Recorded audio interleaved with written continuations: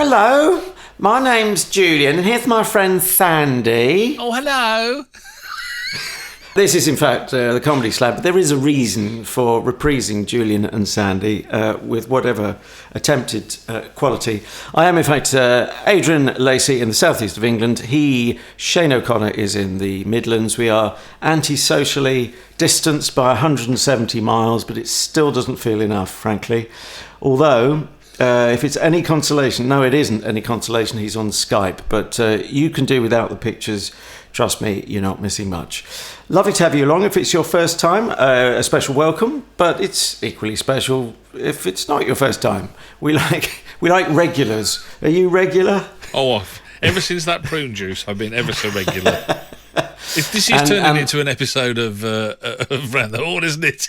I think it is. And strangely enough, that's what we're putting on the slab this week. In fact, more specifically, the second... That is the 1967 Christmas special of Round the Horne, subtitled Cinderella. But Cinderella or no, a couple of stories about Stanley Baxter in recent weeks as we approach Christmas 2020. What a year, eh? First off, that Stanley Baxter, this is a Scottish comedian, won't be known to all generations, will he, necessarily? Well, outside of Scotland, and certainly less so outside the UK, one would have thought. But Stanley, being a Scot, he's received a Bafta Scotland award. He said, "Thank you, Bafta Scotland, for this honour. I'm very, very pleased," as you would be. And it's for an outstanding contribution. Was he on your radar? I mean, I remember him from the 70s. He was broadcast across the UK, perhaps more in the 70s than he is now. Any fond childhood memories of him, or was it more a recent discovery? Or yeah, no, we as a family, we used to watch the Stanley Baxter something box, wasn't it? I can't remember what they used. Was it the Stanley Baxter... Well, didn't he crop up at Christmases, particularly in the UK? Yeah, I mean, when you said that, I thought, box, Christmas and New Year, wasn't it? It was. I remember interviewing the Proclaimers once, and they were talking about the other one prolific at the New Year was Andy Stewart. So he used to be on before Jules Holland took over the mantle, and he does it every New Year now. But the Proclaimers were talking about what they called hook-to-chukters. He said, get all the hook-to-chukters in the new year. He said, flinging the kilt, he said, and all that business, he said, and that's the kind of Scottish dancing and all of that kind of malarkey. But you're right, Stanley Baxter was a New Year tradition at one stage, wasn't he? The Stanley Baxter show in various guises. Interesting. No, I'd a couple of weeks ago, and I meant to mention this to you. A couple of weeks ago, I saw something about he's just written his biography. I was going to say his autobiography, but it's ghostwritten. Does that still qualify as a? Well, I assume it's a co-writing with a journalist. Yes, but there's a shock attached, and he's a mere 94. Bless him. Yeah. It's funny because when I read the article, what struck me when they said shock new biography, the shock that I had wasn't the shock that they were alluding to. The shock that they were alluding to when they wrote the article was the fact that he's come out as gay at the age of 94. And I don't know about you, I'd fail to be shocked by somebody else's sexuality. I know people who got up to all kinds of sexual practices, and it doesn't become a reality unless they do it in your lounge, does it really? And I kind of think practice makes perfect, I suppose. I guess so. But I kind of thought, I don't think that's a shocking thing anyway. But the thing that really shocked me about his biography was that you think, well, okay, fine, he wants to do what he wants to do, and he wants to come out as gay, and that makes him feel better or whatever. But he kind of outs people for various things along the way. It was it was a real old-fashioned tell-all biography, isn't it? By all accounts. Did you not find that shocking when you saw that? The clue is in the chapter titles, not all of which I can read out in their fullness, but let's go with 3,000 volt love, spanked bottoms, and that's probably just about it, apart from one which isn't funny, which is there's nothing funny about Stanley, but that's presumably a quote, a less than flattering quote. But yes, we'll leave the others to the lawyers and to your imagination and or your Christmas list for Santa. I mean, I love a biography. I mean, it's one of my favourite genres. I love reading biographies, autobiographies particularly, because I think there's nothing better than straight from the horse's mouth. But he lifts the lid on other celebrities, which is really unusual. Very rarely do people say anything even mildly derogatory about somebody else. Not necessarily derogatory, may I point out, but do you mean that these are people who've been in the closet who he's outed? Well, I don't think so. I think it's it just lifts the lid on. It says lifts the lid on tales of a range of other celebrities, and saying lifts the lid suggests there's something salacious about it, doesn't there? People like Fulton Mackay, David Whitfield, Kenneth Williams, although you can't imagine there's anything salacious left to lift the lid on Kenneth Williams' life that hasn't already been said by him predominantly. But there was one. He said something about Norman Wisdom, and made some references to Norman Wisdom about his sexual prowess and about his sexual appetites, and I kind of thought, I thought it was real. I mean, the guy's dead now, so he's not going to sue him, is he? But I was in a gents' toilet with Norman Wisdom. That's my tale of. Well, all I can say is you got off lightly, mate. That's all I can say. I mean, he did smile at me, but not in an unpleasant way, and not in a predatory way. May I point out, in my innocence. I was in a gents' toilet with Cliff Richard once. That's the truth. No, well, I'm telling the truth about Norman Wisdom. That was at the BBC Television Theatre for the Wogan Show. What's your story about Harry Webb, as he's more properly known? We were in the toilet together at the NIA. NIA? Is that like the CIA? The National Indoor Arena. Which is a venue in Birmingham, and he was playing there. He's quite cool actually, because he went through the state. They got a big scene dock door, these great big things you can drive trucks in and out to get the lighting rigs in and that. And he drove in his Rolls Royce. I thought that's pretty cool. That's cool. A good way to arrive. Better than arriving on the bus all wet and dishevelled, isn't it? So, the summer holiday bus. Yes. With Melvin Hayes driving it. All right, how are you? How's it going? But back to Norman Wisdom again. But what were you doing in a toilet that a celeb would go in? I mean, no offence, you are clearly a comedy celeb. Get it? Comedy celeb. But were you on duty as a regional radio star? I think I was going to interview him, yeah. And I jokingly said to him, I said, "Oh, make sure you wash your hands." And he went, "Did that go down all right?" Yeah, he went, "Yeah, I will. Don't worry." Or some words to that effect. Tony Blair was there too, was he? Yes, thank you. Git. But, sorry, we've gone off the track there. But I was just surprised that I mean, maybe at 94 you kind of think I've got nothing to fear anymore in my life, and now's the time. If I'm going to blow the lid on this, I'll blow the lid on it. But I just thought it was odd that he would do that, and I don't know. Maybe I'm getting cautious in my old age. Anyway, so interesting stuff. 1967, decriminalisation of homosexual acts between men over 21 in the UK. It's not actually referred to in Round the Horn. I hadn't made that link with the year of this Christmas special we're about to put on the Comedy Slab and dissect and see what we make of it. But it is pertinent in as much as a bit later on we'll hear from the real Julian and Sandy. And I mean, we'll talk about it at the time, I guess. I want to get on to the secret language of Polari, of the Boner performers. But we have two audio clips, so that will be the second one. The first one is, I've taken a leaf out of your book, a little, not quite from the top of the show, but you quite like having your first clip pretty close to the top of the show. And I thought we'd hear something from Kenneth Horne. And he starts with a back reference to just a little bit of a twist on the fact that this particular show, and I think he's majoring on the fact it's repeated the next day. The next day is Christmas Day. But just to give you a bit of background to what he's picking up from, he's trying to make clear in a jokey way that you'll be listening tomorrow if if you're listening on Christmas Eve. We're back again tomorrow. It's repeated. Anyway, it doesn't matter. It makes more sense if you can hear the show. And as ever, the Shanester will put links to how you may be able to catch up with the show in full that we're putting on the slab. Anyway, so once the Kenneth Horne of the title, the calm at the centre of the storm, as I called him last week in setting this up, once he's got on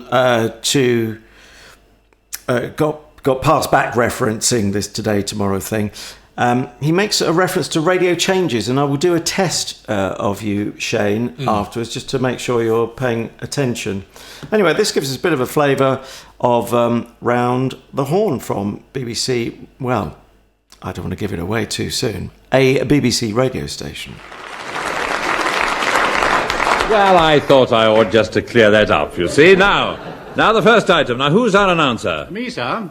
Good heavens, yes. Douglas Smith, you're still with us. Yes. I thought you'd have been put out to pasture with all this upheaval in radio. Oh, no, I'm very adaptable, sir. Yeah, you can say that again.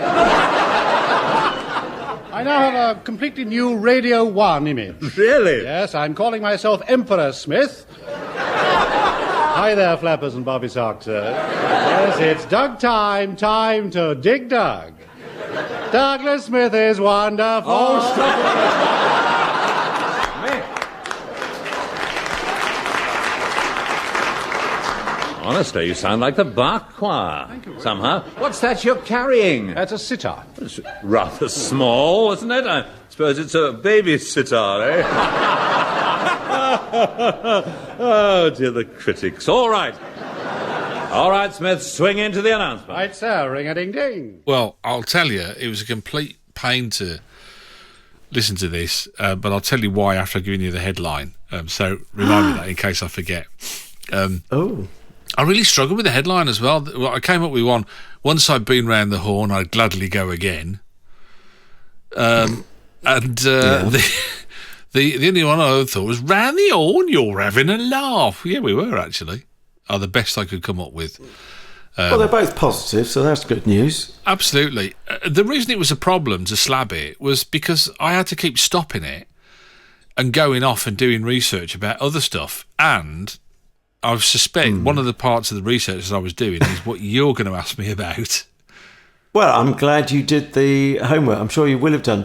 What's the reference early on? Well, it's in that clip that we heard about all the, whatever the phrase they used was, Kenneth Horne used the phrase, all the changes or the upheaval at BBC Radio.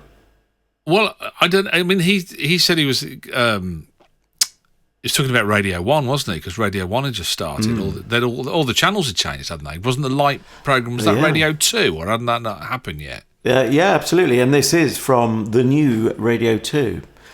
Although, you can be forever revamping in the world of media, and it likes to think of itself as very new these days. But, so to go from the light programme, wasn't it? The light programme, programme, and Radio 4 was the home service. Radio 3 was two things, actually. The third programme and something else, which I always forget, or something related. But it wasn't called Radio 3 until... for real nerds, do you know the date, the exact date in 1967? Mate of mine has his birthday on this day, which he never lets me forget. No, I'm not clear. 1st of July? September the 9th. September the 9th. See, September is classically the new season for the, when everyone's come back off holiday. Remember holidays? We used to have those in the pre-COVID age. Yeah. You'd actually go away. Can't forget. Same to you. Both be Grapho. The other thing I wanted, which is related to Radio 1, when he says, when Doug Smith says, did he say Emperor Smith or Emperor Douglas? Yeah. Who is he referring to? Well, the one and only Michael Pasternak. Was that his real name? Yes, it was. Oh, now you know too much. You know too much. You will die. His dad was, I think he was a band leader, Joe Pasternak. No, he was a film director, Joe Pasternak. I know there was a Hollywood connection. We are talking about Emperor Roscoe. R-O-S-K-O. Yeah. Who's, can I just say, he's still going? Is he? God bless him. And for $100, he'll do you a personalised show. You sure it's not just a jingle for $100? No, he'll do That's you a good rate. He'll do you a show. Yeah, I thought that. He'll do you a show. I should probably get one, but my own Christmas present to myself. Yeah. Slightly belatedly. Have a look. Just put Emperor Roscoe and go on his website and have a look on his website. But yeah, he's still going strong, doing all the news about Katy Perry and all the various bits. Really, and pieces. up to the minute. Oh yeah, He was always a far out act on Radio 1. I mean, apart from him and Paul Gambaccini, there haven't been too many American voices. Well, there was a guy who did a disco program, a black actor, Alexander someone, back in the late 70s, early 80s. No. So that's another American voice. They always used to think Kid Jensen was American, didn't they? Although he was Canadian, wasn't he? Canadian, wasn't he? Yeah. So, Canadian. Yeah. But it's quite interesting, wasn't it, to hear that? And as you say, poking a little bit of fun at the BBC. Round the Horn was a very controversial programme, was constantly having to be defended by the Director General. So, really? I kind of guess that's the reason they wouldn't mention the legalisation of homosexuality and various things like that. I mean, they pushed the boundaries as it was. I mean, Julian and Sandy as two characters were pushing the boundaries right at the edges, weren't they? Really, in that sense. But they were constantly being defended by. I think there was an MP who was constantly complaining about them, and I think Mary Whitehouse in her early years was giving it some to as well. That was intentional, was it not? If you know what I mean, giving it some welly. Yeah. Now, since you've done your research, there's a lovely bit of extra. It's kind of a Trivial Pursuits type thing. As well as being a performer, the Kenneth Horne of the title, the kind of calm centre, as I've described him, at the centre of the storm. What was his other sideline away from showbiz? Do you want me to say? Because I'm sounding like a real geek and a nerd now. And I can check that you're not looking at your screen, so I'll see if you've actually digested it and learnt it rather than Googling it in real time as we speak. Well, why wouldn't I digest it? Here's the thing then, because as I've said previously, and probably my accent, if you're familiar with regional accents in the UK, would belie the fact that I'm from not only the Midlands but from Birmingham specifically. Why wouldn't I know that Kenneth Horne first had a job at a very large company in Kings Heath, a suburb of Birmingham, called Triplex Safety Glass. Or glass, as we say in the South. Or glass, yeah. I used to work, for years ago, I used to work in the security industry, and we used to look after Triplex Safety Glass in Birmingham. And they were the target of animal rights protesters, because in order to test aircraft glass, they used to shoot chickens at it. Oof. And some of them were purported to be alive when they were doing it to simulate a bird strike. So they used to shoot them out of cannons to test the glass. It was the only way they believed that they could test the glass, But anyway, that's a by the by.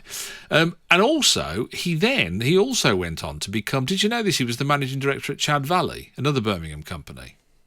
Which that's food related, isn't it? Oh no, toys. Children's toys, yeah. Children's toys. Yeah, it's wow. Again, Chad Valley is an area of Birmingham near Harborne, that where the factory was, and that's why it was called Chad Valley. It was named after the place where they were made. But yeah, it's incredible. But like Knotty Ash being an area of Liverpool where Ken Doddy. Exactly. But he wasn't the first one to do it, because I remember telling you about Will Hay, the comedian, who he had a company who made, in the early days of aeroplanes, they used to have the front of the aeroplane would open up and you could drive a car inside them. You ever seen I think I may have seen that. Well, they used to have like a scissor jack thing that would take the car up to the aeroplane, and Will Hay owned the company that made those. Wow. So another one he was an incredible brain as well. He was an incredible mathematician, and he was really good at physics and engineering and all that kind of stuff. But yeah, you kind of think, you've got one career there, and then you go and you do another successful career at the same time. It's amazing. But also so different, suggesting a sort of left brain, right brain genius. Yes. Or at least, pretty bright in both hemispheres, as it were. Which, does this suggest why he might have died at 62? And I'm not being flippant when I say that. No, I was thinking. Well, he suffered. suffered.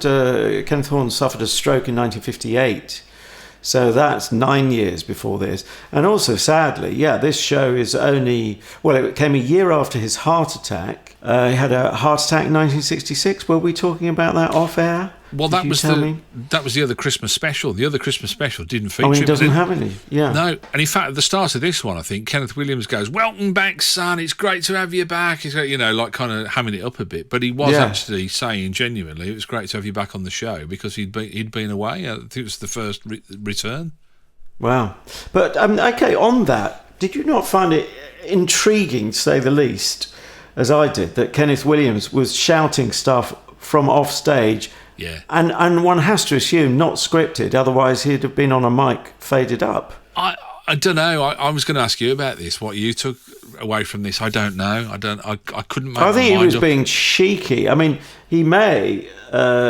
It could have been just a cheeky. A bit of double entendre from Kenneth Williams, which wouldn't be exactly beyond him, would it? No. I'm trying to remember the phrase he shouted out in the clip we heard, but it could be an allusion to something. It certainly sounded like he was going a bit off-piste, shall we say. Did you listen on headphones? I don't know if you listen to this on headphones, you can tell that it's very heavily edited, or it sounds to be very heavily edited. Oh yeah, some not wonderful edits, and not very clean edits with the audience sort of laughter cut off or cut into. It made me think that probably when they recorded this, maybe did they record they did a show for 3/4 of an hour or for an hour maybe. And that's why they would allow Kenneth Williams to be able to do these and shouting these things, because you think, well, we can always cut it out if we need to in the edit. Well, except it was, I'm not sure it would be that easy. Certainly not as easy as it would be to edit as we do digitally these days. But I think he was sort of throwing in a line over laughter, wasn't he? And quite cheeky. But again, you can only get away with it being a star. Oh, and that was an interesting thing. The graphic associated with it puts Kenneth Williams centre stage graphically, pictorially. It's actually a sort of cartoony representation, isn't it, of our Ken Williams, and not the other Kenneth, who you'd think, well, if Kenneth Horne's name is in the title, you'd think he'd be on the tin, as it were. Did that surprise you? No, not really, because of the roles that they played. Because, I mean, you mentioned this at the end of the Slab last week, and we were saying about what we were going to look at, and his role. I'm trying to think where there was a similar show where the main titular character was as deadpan as he was. It wasn't the funny guy. And I couldn't really think of one. I don't know whether you can. I'm going to put you on the spot a bit there, but there was almost like that. It was a little bit unique in as much as you say, his name was on the tin, but the flavour was very much almost everybody else. He was kind of the glue that held it together, wasn't he? He was almost, almost on the same level as Douglas Smith in a way. He was very straight-laced and very calm and narrated the story, where he let the other performers, Hugh Marsden and Betty Marsden, Hugh Paddick, and Kenneth Williams play. But he didn't. He was the kind of the central straight guy. And it's unusual for that dynamic. Yeah, I mean, I think that might be simplifying it a little too much. He was getting some laughs, but actually it makes perfect sense that he's a businessman, because you can hear that sort of the old school tie, can't you? And but it gives Ken Williams particularly something to bounce off, doesn't it? Something to contrast with. Yeah. And I don't know whether they sat down and calculated that. I guess it was in the mix, but they might not have anticipated quite how well it would work. Although, having said that, of course, Kenneth Horne had been in other big shows prior to that, Much Binding in the Marsh and Beyond Our Ken. But I tell you what, the sensibility of Round the Horne, I have to say, seemed more 1950s than 1960s. What do you Especially, mean? you know, What way? well, just it sounded quite square for the 60s when you think, the decade of the Beatles and swinging London and Twiggy and all of that, and they would have been recording this in the West End of London, but not all the parts were swinging, as it were, at the same pace. No, and it was. In fairness, I watched. I had a look at. I got onto Sam Coster and Much Binding in the Marsh, which is where Kenneth Horne first started in radio, I think. And there's some wonderful clips on YouTube of them recording that. And of course, you forget this was in the time where continuity announcers would wear a dinner jacket and a dicky bow to read announcements, and indeed these guys would have all been wearing shirts and ties and suits or jackets, and Betty Marsden would have had a nice frock on or whatever for radio. And you kind of think it was from a different time, wasn't it, really? And it wasn't until the 70s maybe that those kind of things, or the late 60s, that those kind of things actually changed, despite the swing. Somebody once said about swing in London, and they said that if you lived on the King's Road in Chelsea, you probably knew about it, but everybody else read about it. Yeah. No, I think that's very true. And yes, as you know, I can be sometimes so London-centric, having been born in London and somewhat obsessed by it to varying degrees. But yeah, I would have to say, I was brought up in the suburbs, and they were very definitely unswinging. There might have been some car keys being swapped at some stage, but probably only if you wanted to borrow a neighbour's car, rather than borrow anything else of theirs. Such was the innocence. There was that gag, wasn't there? They went to one of those parties where you all threw your car keys in. They said, "What happened?" He said, "Well, I came away with a lovely Morris Minor shooting brake."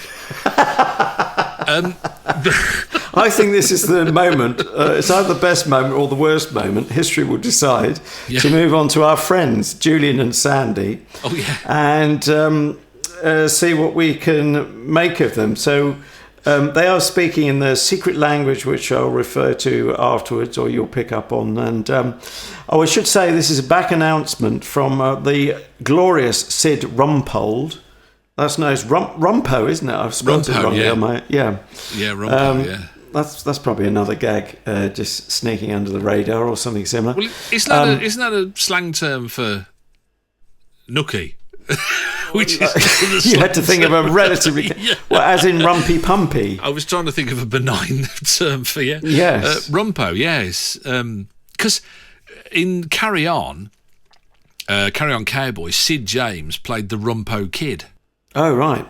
So, it's hardly going to be innocent if it's Carry On, is it? Although it may sound semi-innocent. Anyway, the point is that's what we've just come out of. I would have loved to have... there's quite a few glorious characters. Maybe we're going to have to backtrack to one of those earlier series some other time on the Slab. But anyway, we've only got time for so much. So let's lead you into allowing for coming out of the Sid Rumpo bit. That could have gone even more wrong.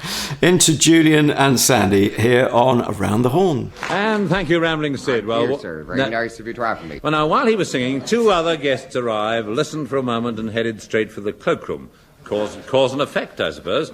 I think they're still in there. I'll just check. Hello, anybody there? Oh, hello, I'm Julian. This is my friend Sam. Oh, yes. Oh, yes. Hello, Mr. Horne. Nice to have you, Dolly Old Eek, again. Thank you. Yeah, we'll be out as soon as Jules finished doing his rye. It takes him hours combing it so the join don't show. Later you swore you'd never mention it. You're so vain. Oh, who's talking? Puts hormone cream on his knees, Mr. Horne. Listen, liar, yes, liar. you do too. And anti-wrinkle cream on your elbows. Well, if you've got good points, you might as well look after them. And, Mr. Horne, do you know what? He goes to bed with a chiffon scarf tied under his chin, Mr. Horne. We all know what that's for, don't we? Trying to avoid telltale double chin. It's not. It's to stop me talking in my sleep. And at least I don't wear a piece. I'll give you a piece. Piece. and blow away. I mean, there's no question the audience absolutely love it, don't they? And it's like one of their favourite parts of the show. Or to come on to immediate applause before you've done anything apart from announce yourself is always a good sign, isn't it? Yeah, they just need the intro. And that was it. In fact, that was the thing that annoyed Hancock about Williams, wasn't it? Was that he used to do this character on Hancock called Snide, the Snide. And you go, hello, stop messing about that one. That's how they used to refer to him in the scripts was Snide. And that Hancock got rid of him. He's getting more laughs than I am. Bye. And off he went. And even with Sid James, he was getting more laughs than he was. Bye. Then there was just Hancock left on his own. Yeah, but yeah, I mean, and doesn't seem to be such problems with this. But yeah, the whole. I must admit, I didn't like the characters because I didn't get a lot of the gags because I couldn't get a handle on Polari at all. I couldn't. I mean, that is an actual language that used to be used by gay men, wasn't it? I think it was originated, they reckon, or they're not really sure, but I think it's something to do with sailors, isn't it? I think. Oh gosh, I think there are different theories about it. I mean, the thing is, there was a mention of Rhea. And that's, you'll have worked out what that is. You'll know the code. No. It was hair backwards. They reverse some words. So H-A-I-R becomes R-I-A-H. And so hence the reference. Interesting. I mean, there's little stuff snuck in. Barry Tooks possibly having an extra snigger. Kenneth Williams' dad, what he did for a living? He was a hairdresser, wasn't he? Yeah, he was a hairdresser. There's also a reference, Kenneth Williams, sorry, this is coming away from these characters, but elsewhere in the show, Kenneth Williams plays a toilet attendant, and I passed the toilet, this is going to sound even more dubious than me and Norman Wisdom, but I passed the toilet on a fairly frequent basis, well, COVID apart, when I'm leaving Broadcasting House, the BBC's home in the West End. The toilet that Kenneth Williams used to send his guests to because he wouldn't let them use his toilet because he was so neurotic about hygiene. Oh, it's his flat. And he'd send them, and in fact I visited Kenneth Williams' flat because quite by chance a mate of mine who used to look after a sort of hostel place down in Balham, gateway to the south, of course, also became then the sort of caretaker manager for the block of flats which became student accommodation where Kenneth Williams had lived, and that's opposite the toilets at Great Portland Street. Oh, wow. I measure everything by the gents' toilets. It's the centre of my world. Should have a blue plaque at the very least, shouldn't it? The toilet and the flats. There's no question of that. Well, absolutely. So Polari, I mean, good move to put that. You see, obviously it works for you because you're intelligent, but I don't think I've got the intelligence to latch on to it. I don't think it's about intelligence. It's just I don't know. Maybe it's curiosity, or if you don't know, isn't it still funny? Doesn't it still? Perhaps it doesn't. If you're asking. Not on the face of it, but I mean, it's quite interesting that both Paddick and Williams were gay men, and right. Sending themselves up in a way, are they? Or I don't know. Or sending up people that they know, or because I suppose they were they? I'm not sure we're ever going to know now. But wasn't there a bit of a backlash because the whole point of Polari was it was secret, and there it was on one of the biggest shows on radio at a time when radio was still huge in the 60s, or more so than TV. Although TV, of course, by the 60s was taking off. Yeah. But it almost had blown their cover in a way. Right. Although only up to a point, because they're not giving the code away, but the fact that it's mentioned on a mainstream show says, maybe a bit like rhyming slang. It brought it much more into people's consciousness, and it's less secret. I mean, rhyming slang, or sometimes called Cockney rhyming slang, was all about market traders, wasn't it? Getting the edge in business terms, so speaking in code.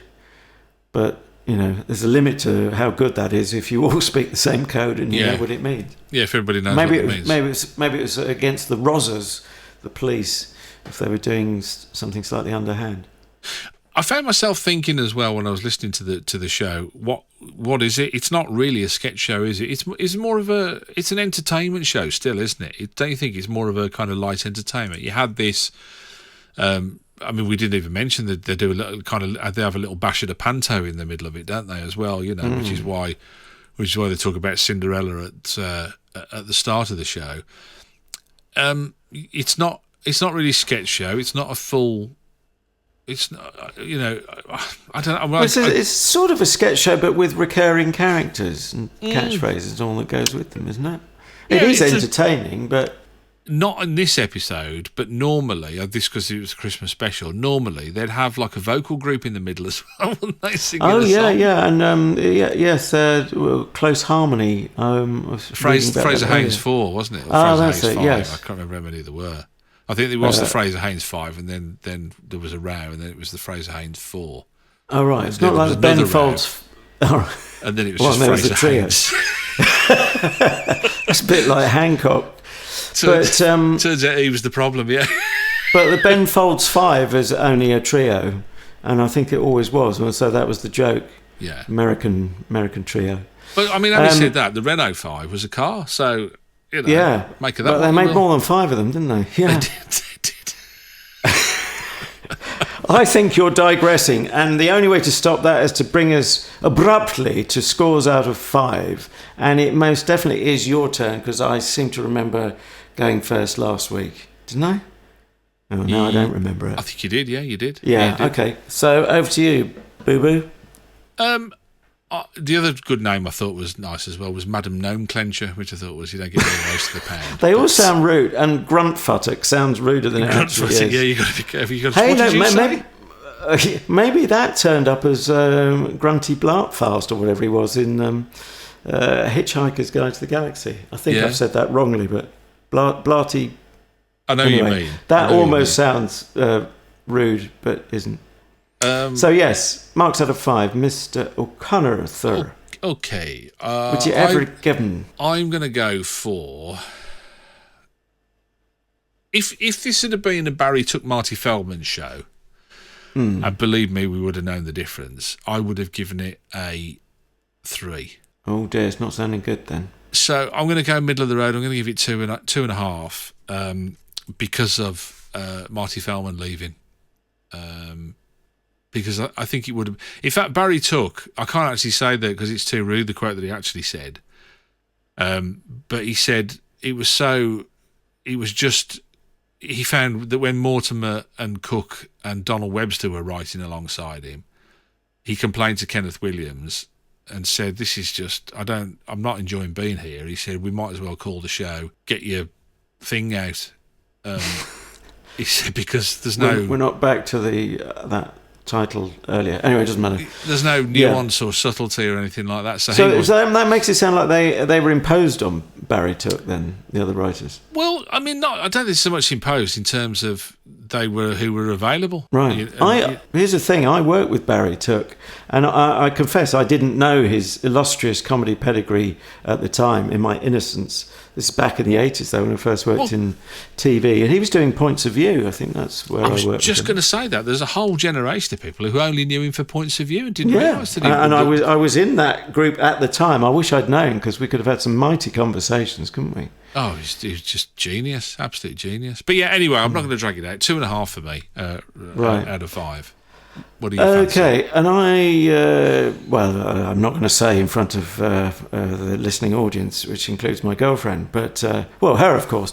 But I haven't even thought about a score. What am I going to give it? I want to give it 3. I'm surprised you would only give it 3 even with Marty Feldman and Barry Took. Maybe we should test that on a future slab. But so that's 5.5 out of 10, if I'm not greatly Barry Took mistook. That's not rhyming slang. Yeah, that's good. Yeah. All right. Do you want your homework for next week, boy? Of course I do. I'm poised with pen and paper. Well, because you went for a Christmas episode for our Christmas podcast. Merry Christmas, by the way. I went for something else then. Hope you have a lovely Christmas.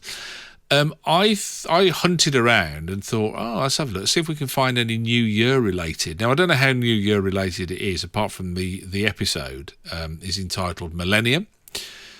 And if I say to you, huge American comedy from the brain of Curb Your Enthusiasm impresario Larry David, what would you say?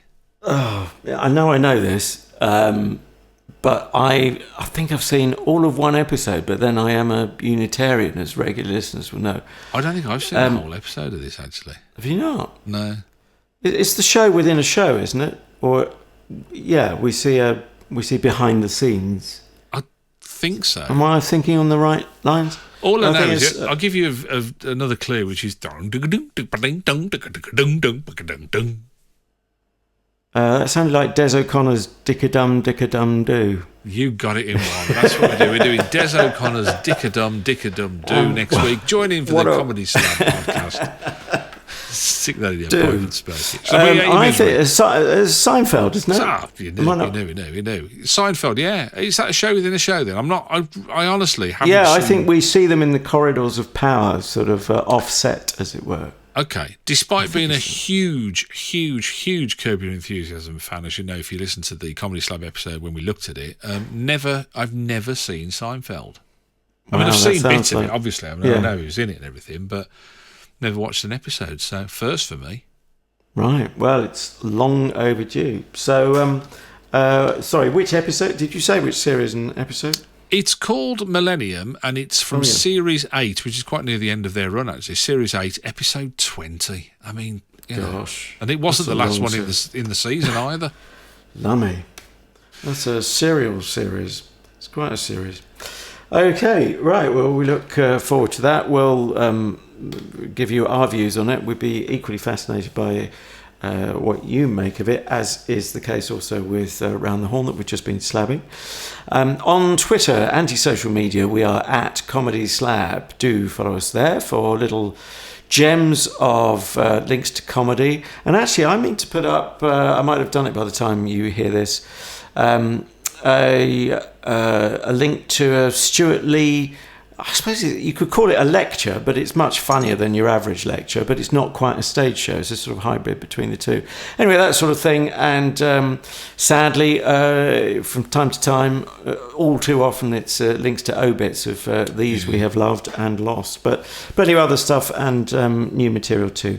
At Comedy Slab. That's also our handle for the Facebook page. If you could like that as well, that would be very good. Now, I think you have a heartfelt plea. Well, it was a plea from the heart last week. Do you want to do it again, or do you want me to do it? Well, it sounds desperate. Well, I mean, people know that I make a plea, and people know that I'm miserable. I mean, people say I'm a miserable pleader.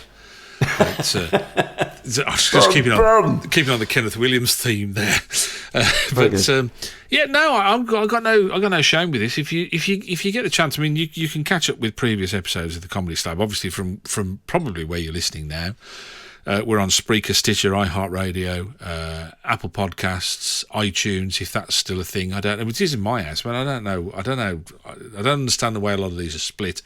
And don't forget, you can also catch us on Spotify as well, which I'm led to believe is quite a handy way of listening to not only episodes, but back episodes as well. If you do get the chance to go onto iTunes or Apple Podcasts or whatever the blooming heck it is, there's a little space on there where you can go and do... like a little, like you leave a review and you know, click the stars to see how many stars you give it. It's 5, isn't it, Adrian? I think 5 stars on the... Not that we force anyone's arm, but that is the maximum, yes. Yeah, but no, I mean, more importantly, if you can, because we've got some really, from the very early days of the Comedy Slab, some really miserable reviews of, I suppose it's... Wasn't from you, was it? Yes, yeah.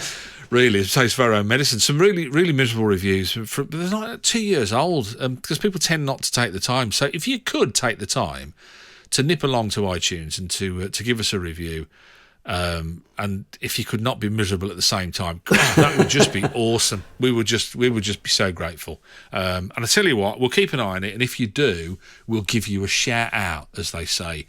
In youth radio. Give you a shout out, mate. A shout out. All right? Would you like a shout out? Well, that's all you've got to do. Go and leave a review. We'll give you a shout out. Thank you, Emperor Shane. And, of course, personal recommendations, just to finish off on that theme.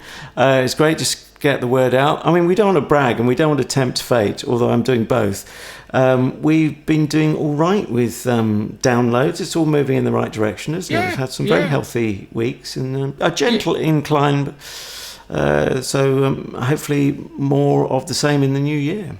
It's all a bit weird, isn't it? I mean, because like Christmas and New Year is generally the time when you go, when your family come round, you're all talking about podcasts, give us a mention to your family and friends or whatever. But, I mean, you're more likely to say, when you Skype or Zoom your family and friends this Christmas and New Year, but whatever. He's right. If you can mention it to somebody, we would love you for it. It'd be really great. Anyway, from my point of view, I'm going to take a leaf out of Rambling Sid Rumpo's book, and I'm going to go off and examine my cord wangle.